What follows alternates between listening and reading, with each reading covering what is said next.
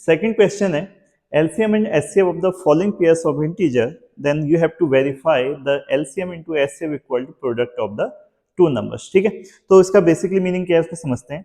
जैसे मान लो हमारे पास दो नंबर है, सपोज करो first number is 12, then second number is 16। So prime factorisation of 12, तो 12 के फैक्टराइजेशन क्या होंगे आपके 2 इंटू 2 इंटू 3, ठीक है ना। और 16 का प्राइम फैक्टराइजेशन क्या होगा आपका 2 इंटू 2 इंटू 2 इंटू 2, ठीक है ना। अगर मैं आपसे कहूं इनका एचसीएफ बताओ, सो एचसीएफ क्या होता है आपका जो कॉमन फैक्टर है दोनों का। सो दोनों का कॉमन फैक्टर कितना है आपके पास 2, then equal to, so HCF is 4, ठीक है ना। देन एलसीएम, सो एलसीएम हो जाएगा आपका 4, 3, 2 इंटू 2, राइट, सो 48, ठीक है ना बच्चों। तो अगर हम इन दोनों नंबर्स को लेते हैं 16 और 12, इसको अगर हम मल्टीप्लाई करते हैं, सपोज 12 इंटू 16 192, राइट। तो अगर हम इनके एलसीएम एंड एचसीएफ को लेकर के इनका मल्टीप्लाई कर दें, so HCF is 4, LCM is 48, so 48 into 4, so again answer कितना आएगा इसका 192, ठीक है ना। तो 192 आया, इट मीन्स हमको ये समझ में आ गया कि अगर हमारे पास कोई भी दो नंबर है A इंटू बी, और अगर हम इनका प्रोडक्ट करें और LCM और HCF का प्रोडक्ट करें, सो ये हमेशा आपका क्या आता है इक्वल आता है। बात समझ में आ गई आप लोग को, ठीक है। तो इसी तरीके से आपका क्वेश्चन है, तो एक ट्राई करते हैं।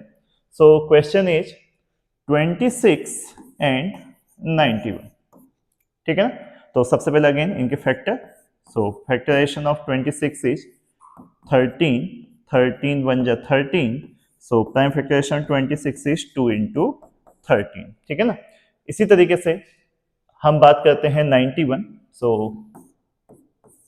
91, so 13 1 जा 13, राइट। सो 91 के फैक्टराइजेशन होंगे आपके 7 इंटू 13।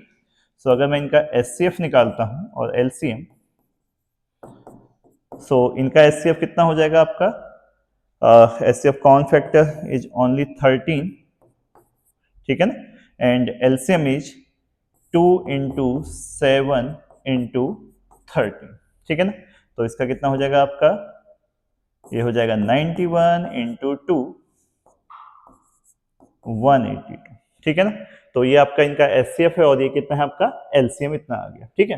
तो अगर मैं इन दोनों नंबर्स को मल्टीप्लाई करता हूँ 26 एंड 91, ठीक है, तो सिंपल से कर लेते हैं 54 182 6 6 3 एंड 2 3 6 6, ठीक है ना।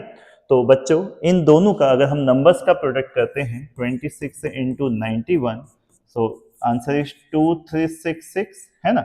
और सिमिलरली अगर हम इनके एचसीएफ और एलसीएम का मल्टीप्लाई करें 13 and 182, so again answer is 2366, ठीक है। सो काफी ज्यादा सिंपल है। तो सिंपल सा हमारा फॉर्मूला क्या बन गया, LCM into HCF equal to product of two numbers, ठीक है। तो जहां तक ऐसे बोर्ड एग्जाम में क्वेश्चन पूछा ही जाता है, ठीक है, तो काफी इंटरेस्टिंग टॉपिक है। तो बाकी आप ये दो क्वेश्चन को खुद से ट्राई कर सकते हैं, ठीक है ना। ओके।